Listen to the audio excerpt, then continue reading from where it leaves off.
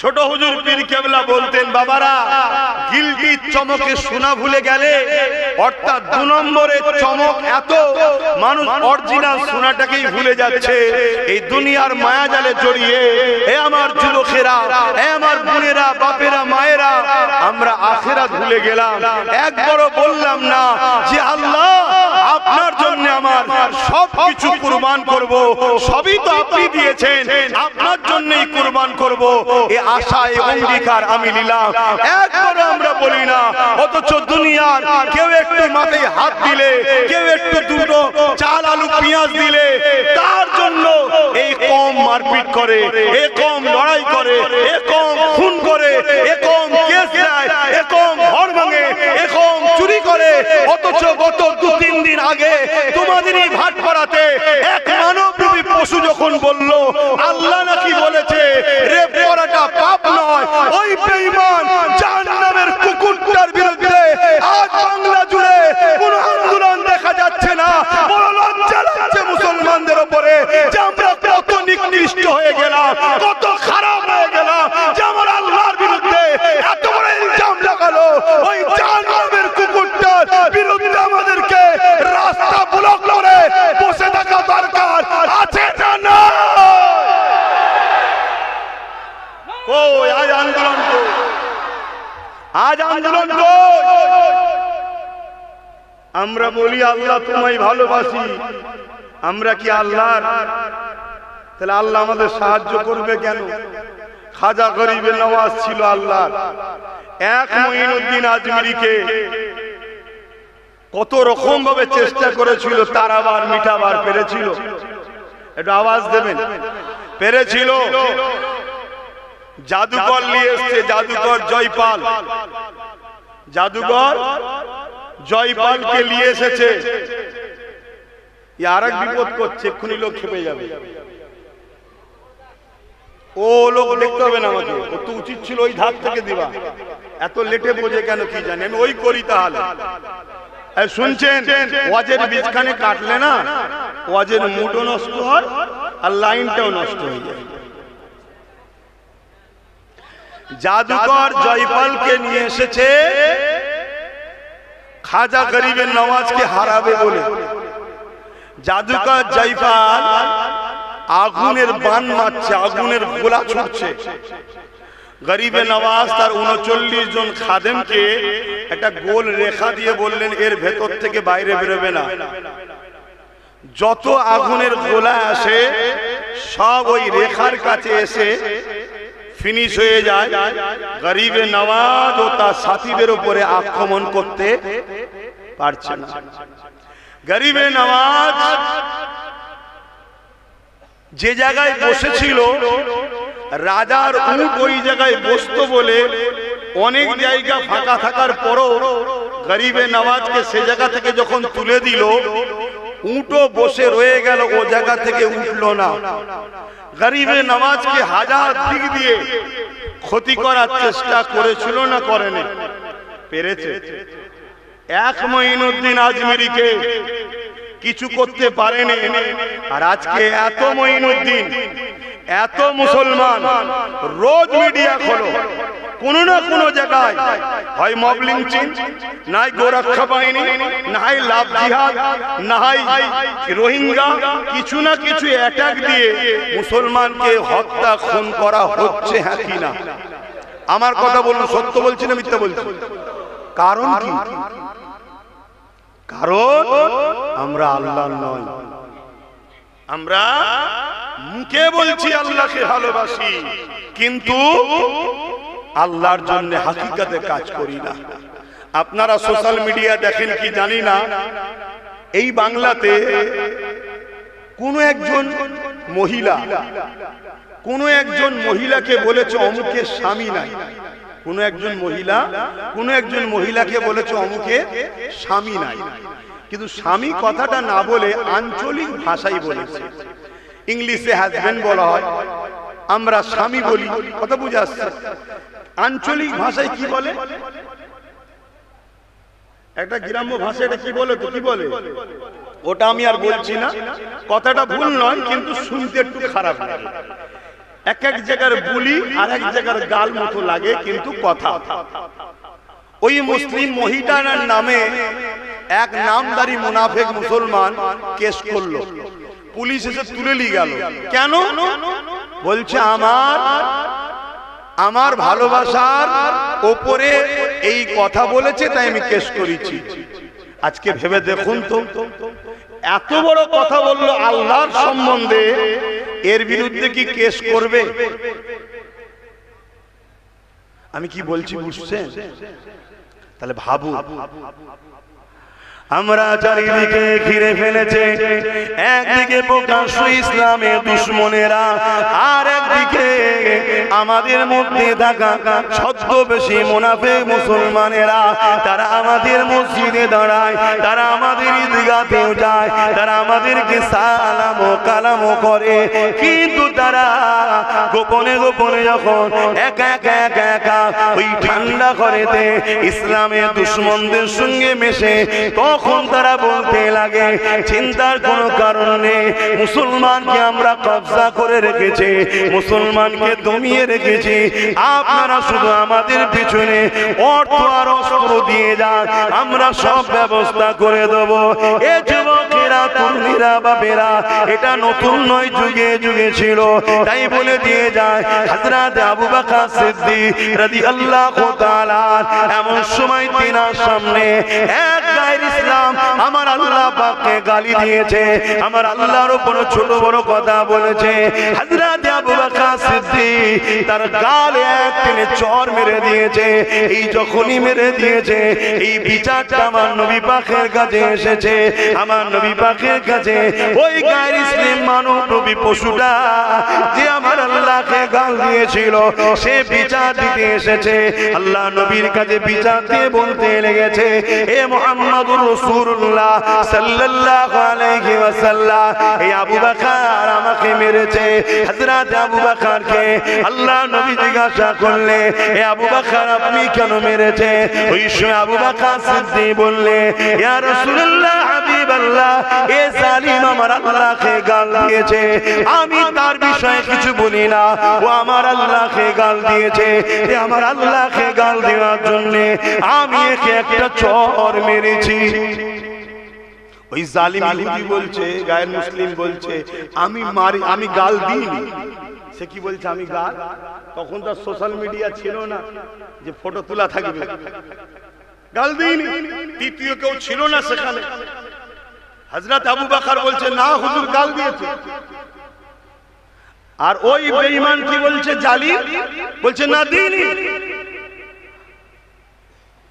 ওই বেঈমান বলছে যে মুহাম্মদ সাল্লাল্লাহু আলাইহি ওয়াসাল্লাম কোন অন্যায়কে প্রমাণ করতে গেলে প্রমাণ লাগে, আবু বকরকে প্রমাণ দিতে বলেন যে আমি ওকে গাল দিয়েছি, প্রমাণ দিতে বলেন। হযরত আবু বকর সিদ্দিক আল্লাহ নবী বললেন, আবু বকর এ তো ঠিক বলছে, যে তোমার আল্লাহকে গাল দিয়েছে, তার জন্য তুমি যে মেরেছিলে, এর প্রমাণ কি? এর প্রমাণ কি আছে? এখানে আরেকটা কথা বলি, এই যে আল্লাহর উপরে রাগ, আল্লাহর বিষয়ে ছোট বড় কথা বলা, আজকের এই নতুন জাহান্নামের কুকুর যে বেরিয়েছে, এ শুধু নয়, যুগে যুগে এরকম আল্লাহর উপরে আঘাত একদল জালিমরা করেছে না করেনি? আচ্ছা, এতে আমার আল্লাহর কিছু অসুবিধা আছে? না। কিন্তু এই জাহান্নামী কুকুরগুলোকে বানিয়েছো আল্লাহ আমাদের ঈমানের পরীক্ষার জন্য, আমাদের ঈমানের পরীক্ষার জন্য। হযরত আবু বকর সিদ্দিক খামোশ হয়ে গেলেন, কেননা ওনার কাছে প্রমাণ তো কেউ না, তৃতীয় তো কেউ ছিল না। আল্লাহ নবী বলতে লাগলেন, আবু বকর, ইনসাফ করতে গেলে তোমাকে তো প্রমাণ দিতে হবে, প্রমাণ না দিলে বিচার তো হবে না। এ বলছে গালি দিইনি, আর তুমি মেরেছো, স্বীকারও করেছো, কিন্তু গাল দেওয়ার জন্য মেরেছো, কিন্তু এ তো গাল দিয়েছে বলছে না। এই সময়তে জিবরাইল আলাইহিস সালাম চলে আসলেন, এসে বলতে লাগলেন, ইয়া রাসূলুল্লাহ, হাবিবাল্লাহ, ও যে গাল দিয়েছে, আবু বকর যে সত্য বলছে এর সাক্ষী স্বয়ং আল্লাহ নিজে দিয়েছে। অবশ্যই সে গাল দিয়েছিল, এজন্য আবু বকর মেরেছে। আমার আবু বকরের পক্ষে আমার আল্লাহ সাক্ষী দিয়ে দিলে। আরো জোরে বলুন সুবহান।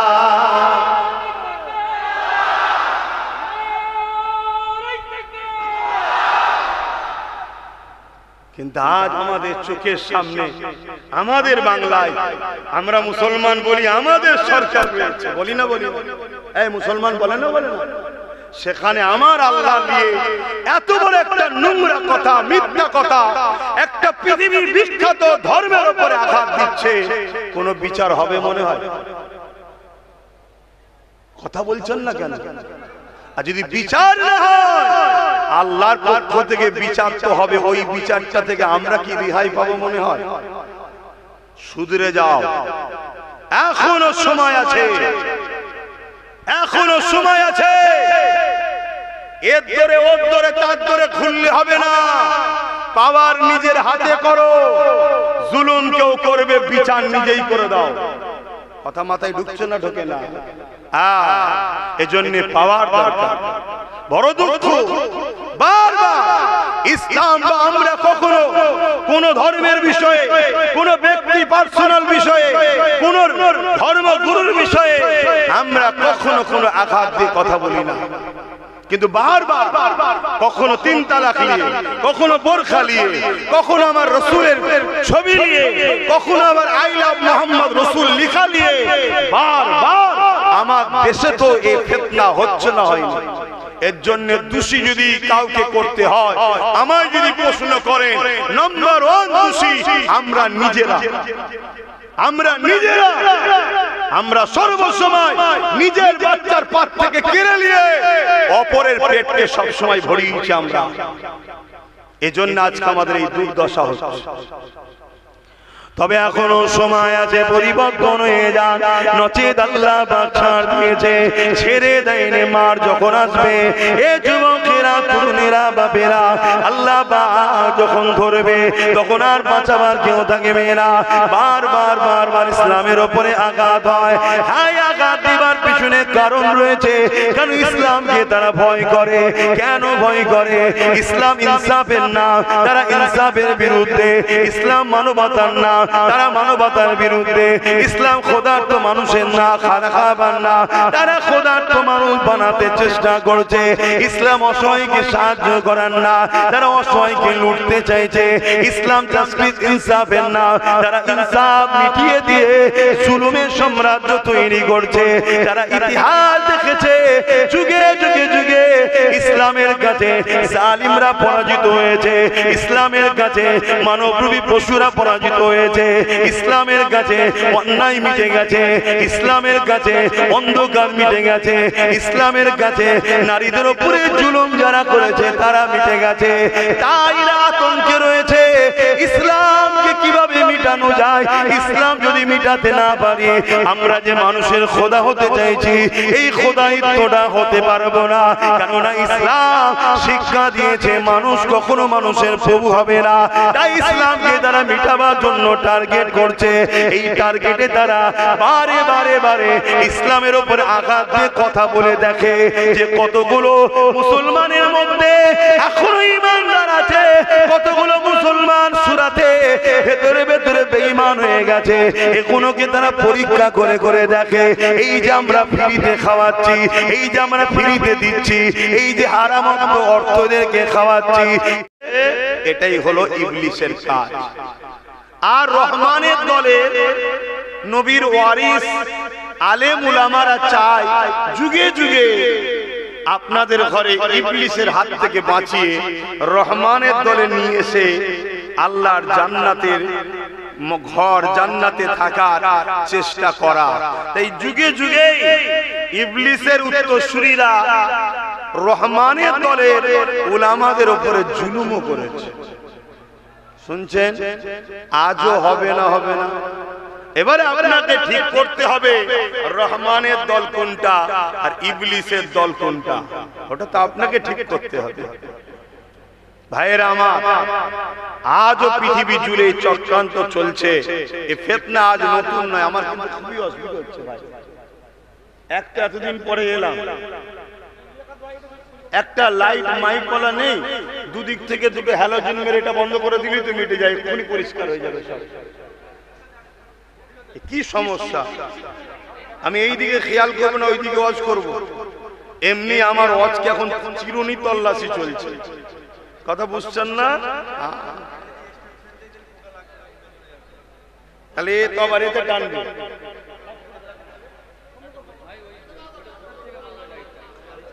ভাইরা আমার, পিছু নিতে হবেন না, শোনেন। আমি শুরু, আমি শেষ, একটু মন দিয়ে শোনেন। তাহলে মিশনটা বুঝতে পেরেছেন। দুটো দল, আলহামদুলিল্লাহ। আমি আব্বাস সিদ্দিকী আপনাদের ঘরে রহমানের দলে ডাকতে এসেছি। আসো, আল্লাহর দাস দাসীরা, তোমরা তোমার স্রষ্টাকে ভালোবাসো। যে স্রষ্টা তোমাকে কত সুন্দর করে বানিয়েছেন, যে স্রষ্টা তোমাকে কত নিখুঁত করে বানিয়েছেন, চোখটা যে জায়গায় আছে ওই জায়গা থেকে অন্য জায়গায় দিলে কখনো সৌন্দর্য আসতো না। কান দুটো যে জায়গায় আছে ওই জায়গা থেকে অন্য জায়গায় দিলে কখনো মানান আসতো না। এ আমার আব্বা জানেরা, মায়েরা, বোনেরা, দেখো তোমাকে কত সুন্দর করে বানিয়েছে, দেখো আমাকে কত সুন্দর করে মহান স্রষ্টা বানিয়েছে। দেখো তোমার আমার চোখের মতো মূল্যবান দামি জিনিস যাতে নষ্ট না হয়ে যায়, তাই অটোমেটিক শ্যাটার সিস্টেম করে দিয়েছে। কিছু আঘাত আসার আগে এই চোখের পর্দাটা অটোমেটিক পড়ে যেতে লেগেছে। দেখো এটা কে তৈরি করেছে? বলো বলো। আল্লাহ। এত নিখুঁত। এক একটা চোখে 13,000 কোটি করে লেন্স আছে। এক মুহূর্তের মধ্যে আসমানে যায়, এই চোখ থেকে একটা জ্যোতি বেরোয়, আসমানকে স্পর্শ করে, ব্রেনকে এসে আবার সিগন্যাল দেয় এটা এই কালার। ব্রেন তখন আপনাকে আবার জানিয়ে দেয় এটা হলো আসমান, এটার এই কালার। এই তৈরি করেছেনটা কি? আল্লাহ। আল্লাহ পাক কতটা ভালোবাসে আমাকে আপনাকে। বান্দাকে দুটো হাত দিয়েছি, বান্দা যাতে কারো মুখাপেক্ষী না হয়। এই হাত দিয়ে বান্দা হালাল ইনকাম করবে। এই বান্দে হাত দিয়ে আল্লাহ বান্দা ন্যায়ের পক্ষে কাজ করবে। এই হাত দিয়ে বান্দা ইনসাফের পক্ষে কাজ করবে। এই হাত দিয়ে বান্দা এমন করে গরিব দুঃখীদের সেবা করবে। এই হাত দিয়ে বান্দা বান্দি মা বাপের সেবা করবে। এই হাত বান্দা বান্দি এতিম গরিবকে দান করবে। এই হাতে বান্দা বান্দি আবার যখন প্রয়োজন হবে আমি আল্লাহ আমার কাছে হাত তুলে দোয়া চাইতে থাকবে। এই হাত আমি বান্দা বান্দিকে দিয়েছি। এই হাতে বান্দা বান্দি মসজিদ বানাবে, মাদ্রাসা বানাবে, এতিমখানা বানাবে। আমি আল্লাহ পাক তোমাকে কারো মুখাপেক্ষী করি না। আমি যদি হাত না দিতাম তাহলে তুমি পানি খরচের সময়ে অন্য কাজে অপমান হতে হতো। আমি আল্লাহ পাক দুটো হাত দিয়েছি। এই হাত দিয়ে আমার বান্দা বান্দিরে অন্যায় কাজ করো না, মিথ্যা কেস দিও না, মানুষের উপরে জুলুম করো না, মানুষের ঘরকে ভেঙে দিও না, এতিমের উপরে জুলুম করো না। ওরে আমার বান্দা বান্দিরে আমি আল্লাহ হাত দিয়েছি। এই হাত দিয়ে তোমরা আমার দ্বীনের খেদমত করো। এটাই তো উচিত হবে নাকি? আমরা কি মায়ের পেট থেকে হাতটা অন্য কারো দয়াতে পেয়েছি নাকি? যখন আমাদেরকে মায়ের পেটে বানানো হয়েছে কেউ জানতো পুরুষ হচ্ছে না নারী হচ্ছে, কিভাবে তৈরি হচ্ছে? আমার আল্লাহ দয়া করে যুবক তোমাদেরকে দুটো হাত দিয়েছে। এই হাত কোথায় লাগাচ্ছে একবার ভাবো। এই হাত দিয়ে তোমাদের উচিত ছিল ইনসাফের ঝান্ডাকে ধরা, ইনসানিয়াতের ঝান্ডাকে ধরা। আজ আমার কওমের ছেলে আল্লাহ দিয়া হাত দিয়ে ইসলাম বিদ্বেষীদের ঝান্ডা ধরছে। এটা কি আল্লাহ আমাদেরকে ছাড় দিয়েছে বলে ছেড়ে দিচ্ছে ভাবছেন নাকি? আল্লাহ হিসাব নেবে না? আয় নেবে। আমার নওজওয়ানেরা, তরুণেরা, যুবকেরা, আল্লাহ পাক তোমাকে আমাকে দুটো পা দিয়েছে। ওরে আমার বান্দা বান্দিরে, এই পা দিয়ে তোরা আমার রাস্তায় হাঁটবে, এই পা দিয়ে তোরা মসজিদে যাবে, এই পা দিয়ে তোরা মাদ্রাসায় যাবে, এই পা দিয়ে হালাল রুজির জন্য যাবে।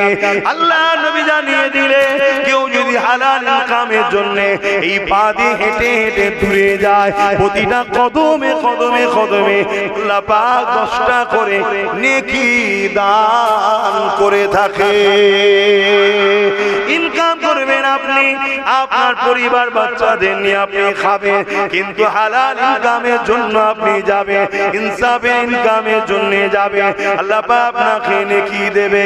আমার নবী পাক আরো জানিয়ে দিলে, হে আমার উম্মত উম্মতিরা, আল্লাহ পাক তোমাকে আমাকে দুটো পা দিয়েছে, এই পা দিয়ে তিনদেরকে দেখতে যাও, এই পা দিয়ে বিমারিকে দেখতে যাও, এই পা দিয়ে প্রতিবেশী অসহায়কে দেখতে যাও, এই পা দিয়ে গরিবকে দেখতে যাও। কেউ যদি কোনো অসহায় গরিবকে এই পা দিয়ে হেঁটে হেঁটে দেখতে যায়, আল্লাহ নবী জানিয়ে দিলেন ওই কদমে কদমে কদমে আল্লাহ পাক নেকি দান করে থাকে। তাহলে আমাদেরকে আল্লাহ কত দিক দিয়ে ফ্যাসিলিটি দিচ্ছে দেখো। এক গরিবকে দেখতে যাব, অসহায়কে দেখতে যাব, হালাল ইনকামের জন্য যাব, আল্লাহ নেকি দেবে। কিন্তু আজ আমাদের যুবকরা দুনিয়ার ইবলিসের দলের পাল্লাই পড়ে আমাদের ছেলেরা মেলায় যাচ্ছে, ফাংশনে যাচ্ছে, যাত্রায় যাচ্ছে, নাচ গান খেলা মেলাতেই পালিয়ে হেঁটে হেঁটে ঘুরে বেড়াচ্ছে। অথচ পাটা দিয়েছেন যিনি, তিনার মসজিদের দিকে আমাদের ছেলেরা যাচ্ছে না। তিনার পক্ষে দাঁড়িয়ে দিনের জন্য দুটো কদম এগিয়ে যাচ্ছে না। দিনের উপরে যখন আঘাত আসে, উলামারা যখন সংগঠিত হওয়ার জন্য ডাকে, আসো সংগঠিত হও, 200 লোক জড়ো হওয়া 2 লক্ষ লোক জড়ো হওয়া সমান নয়, তখন কিন্তু আমাদের যুবকরা পা বেরিয়ে একটু আগিয়ে যাচ্ছে না। কারণটা কি? আমাদের ছেলেদের ঘরে, আমাদের মেয়েদের ঘরে ইবলিশ গ্রাস করছে তার চেলাদের নিয়ে। আবার যদিও কেউ যায়, ইবলিসের চেলারা আবার বলে ঠ্যাং ভেঙে দেবো গেলে, বলে না? বলে না কেন? এখন ইবলিসের চেলাদের হাতে ক্ষমতা চলে গেছে, আর এটা আমাদেরই ভুলের জন্য হয়েছে। বাপেরা, নওজওয়ানেরা, আলোচনাকে মন দিয়ে শোনে। এই যে জবানে আমরা কথা বলছি, এই জবানের কথা আল্লাহ পাক আমাকে আপনাকে দিয়েছে। এই জবানে আমার আপনার উচিত হবে এমন কথা বলবো না যে কথা বললে আল্লাহ পাক খুশি হয়। এই জবানে নোংরা কথা বলবো না, এই জবানে মিথ্যা কথা বলবো না, এই জবানে প্রতারণা করা কথা বলবো না, এই জবানে কাউকে ধোঁকা দিবার মতো কথা বলবো না। কারণ এই জবান আল্লাহ পাক দিয়েছে, এই জবানে তোমার আমার উচিত হবে আল্লাহ দিয়া জবানে আল্লাহকে ডাকা, নাই কথা বলা, সত্য কথা বলা, গরিবের পক্ষে কথা বলা, অসহায়ের পক্ষে কথা বলা, এতিমের পক্ষে কথা বলা, ইনসাফের পক্ষে কথা বলা, ইনসানিয়াতের পক্ষে কথা বলা, মানবতার পক্ষে কথা বলা। এ যুবকেরা, তরুণেরা, বাপেরা, মনে রাখবেন আল্লাহ জবানে কথা দিয়েছেন, আবার তিনি কেড়েও নিতে পারে। কিন্তু বড় দুঃখের বিষয়, আজ আমরা আল্লাহর পক্ষে জবানে আল্লাহর পক্ষে কথা বলি না। আল্লাহর দুশমন, আল্লাহর শত্রুতা যারা করে, দিনের বিরোধী যারা করে, তাদের পক্ষে আমাদের যুবকরা কথা বলছে। তারা আমাদেরকে বড় প্ল্যান করে নিয়ে গিয়ে এমন কিছু কিছু স্লোগান দিওয়াচ্ছে, যে স্লোগানে তোমার আমার ঘরের ছেলেদের ঈমান থাকছে না। আমার অনেকে বলে তো হুজুরের ছেলে এসছে, ওনাকে বলো না একটু নামাজের কথা বলতে। অবশ্যই বলা দরকার, কিন্তু নামাজ আগে না ঈমান আগে? অনেকে বলে একটু রোজার কথা বলেন না, অবশ্যই বলা দরকার, রোজা আগে না ঈমান আগে? যদি এমন স্লোগান দিলেন যে স্লোগানে আপনার ঈমান চলে গেল, ওই বেঈমান নামাজ পড়ে লাভ হবে? তাহলে আগে ঈমানটা তো বাঁচাতে হবে। নামাজের কথা মসজিদে দাঁড়িয়ে ইমামরা বলে না 52 সপ্তাহ বলছে। নামাজের কথা তো 8 বছর থেকে বাপ মাকে বলা দরকার ছিল, আর 5 বছর বয়স থেকে হাত ধরে সাথে করে মসজিদে নিয়ে যাওয়া দরকার ছিল। তাহলে অটোমেটিক 2 দিন 3 দিন থাকলে যদি প্রেম হয়ে যায়, 2-5 বছর একসাথে যদি বাপের সাথে দাদুর সাথে মসজিদে যেত, অটোমেটিক একটা প্রেম তৈরি হতো, আর বলতে লাগতো না, টাইমে টাইমে চলে যেত। আমরা মসজিদে বাচ্চাদের নিয়ে যাইনি, মেলায় নিয়ে গেছি, ফাংশনে নিয়ে গেছি, যাত্রায় নিয়ে গেছি, টিভির সামনে বসিয়েছি, বেঈমান অত্যাচার নেতাদের কাছে নিয়ে গেছি, কিন্তু আল্লাহর ঘরে নিয়ে আসিনি। এখন মৌলী সাহেব দিয়ে বলাতে গেলে আর হয়? এখন তো মৌলী সাহেবদের ঘরে দিয়ে প্রথমে নতুন করে ভিত থেকে শুরু করতে হবে। ভিতটা কি? ঈমান। ভিতটা কি গো? একটু ধৈর্য আছে তো নাকি? আমি 2 কথা বলতে এসেছি, বলবো, একটু ধৈর্য ধরুন। তাহলে আল্লাহ দিল জবান, আল্লাহর পক্ষে কথা বলছি না, কথা বলছি কার হয়ে? যারা শয়তান ইবলিসের চেলা, তাদের হয়ে কথা বলছি, তাদের হয়ে জবান খরচ করছি। আর তারা এই সুযোগে আমাদেরকে সাথে নিয়ে ফেক ধারী সেকুলারের নামে আমাদের যুব সমাজের মুখ থেকে এমন কিছু কথা বার করিয়ে দিচ্ছে, যে কথা আমাদের যুব সমাজ আল্লাহর সঙ্গে শিরক করার কথা বলার জন্য মুশরিক হয়ে যাচ্ছে। আমাদের ছেলেদের হুঁশ নাই। আমার আজ অসুবিধা হচ্ছে, তাহলে বলবেন অসুবিধা নেই। আসুন একটা একটা অঙ্গের তারিফ করে করে শেষ সময় হয়ে যাবে, আলোচনা শেষ হবে না। এবারে চলে আসুন, কেউ যদি আপনাকে নদীতে ডুবে যাচ্ছিলেন, হাতটা ধরে তোলে, আপনি তাকে কি বলবেন? ভাই রে, এই জিন্দেগি তোমার উপরে এহসান রইল, কোন সময় যদি প্রয়োজন হয় আপনি আমাকে বলবে। হঠাৎ করে ট্রেনে অ্যাক্সিডেন্ট হয়ে যাচ্ছিলে, কেউ হাতটা ধরে আপনাকে টেনে নিল, আপনি তাকে কি বলবে? ভাই রে, তোমার উপরে আমার জিন্দেগি এহসান রইল, কারণ আমি মরে যাচ্ছিলাম, তুমি হাত ধরে আমাকে টেনে নিয়েছো।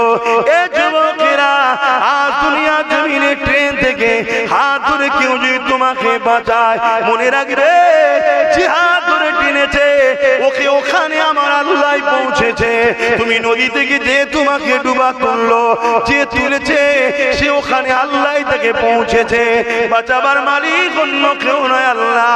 সেই আল্লাহর জন্য কখনো কি বললে, ও আমার আল্লাহ, এই জিন্দেগি তো আপনি দিয়েছে, এই জিন্দেগি আপনার জন্য কুরবান হয়ে গেল, এই জিন্দেগি আপনার জন্যই দিয়ে দেবো।